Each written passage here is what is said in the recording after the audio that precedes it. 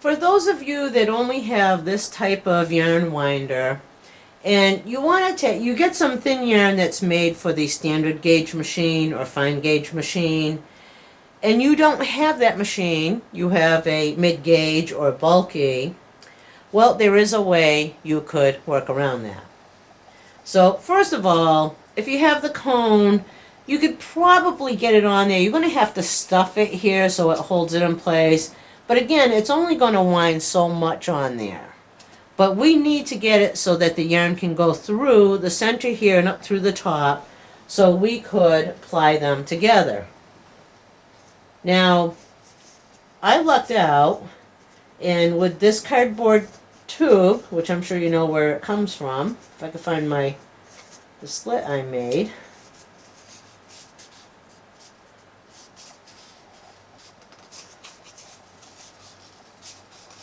There we go. You want to make a little slit in one end there is all. You don't want to pull it out too much. Now luckily this fits on just right. If not, I would cut it down, put it around this, and then tape it up really tight. Or if it's too small, then I would still cut it down, take a second one, cut it down, and put two of them on and tape it together.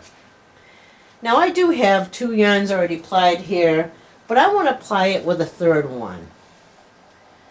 So what I do is I just take the end of the yarn, put it in that little slit, and then I wind it up.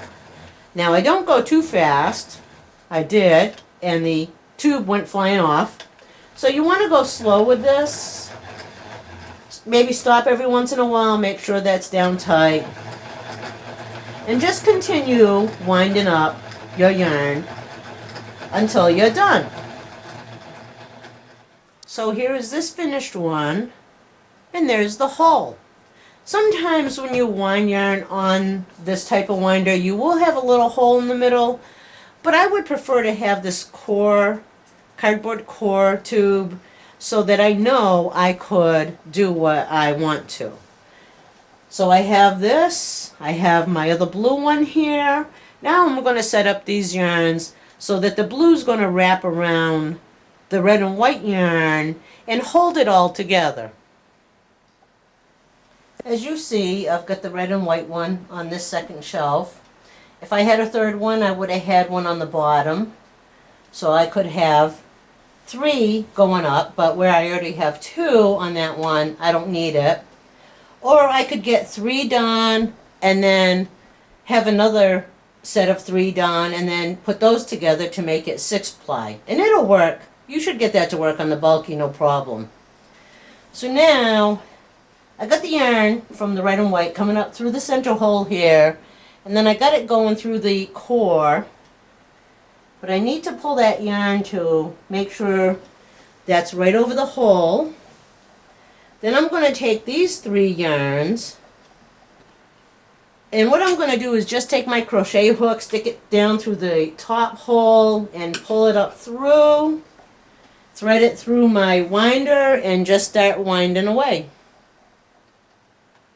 So as I go slow, you could see that that blue, because I'm taking it from the outside of the yarn cake, is actually wrapping around the red and white yarn. And I think you could see the red and white yarn is even twisted on itself too. It is best to kind of get it twisted. For years I would just take the different yarns and wind them together without them being twisted, and they would not really work that well on the machine. So I hope some of you get to do this with when you get some thin yarn and don't know what to do with it. Make it up so that you could work it on your mid-gauge or bulky machine.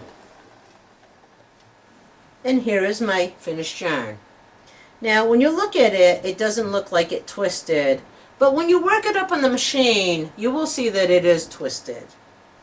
Now if you don't have a shelf thing like I have, you could use a milk crate. Anything that has holes in it that you could put your, hi there Rosie, you could put your cone on, or your homemade cone, just so you can get the yarn to come up through.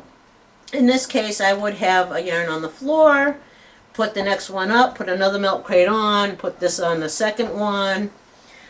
I may have to put a board, clamp a board or tie a board to the top one of these crates, just so I can get my yarn winder on there. Or maybe just have a table that is a little bit higher than what I have for the milk crates. I'm sure you'll be able to find something and be able to get some of this thinner yarn worked up. So you could make your own yarn and use it on your bulky or mid-gauge machines.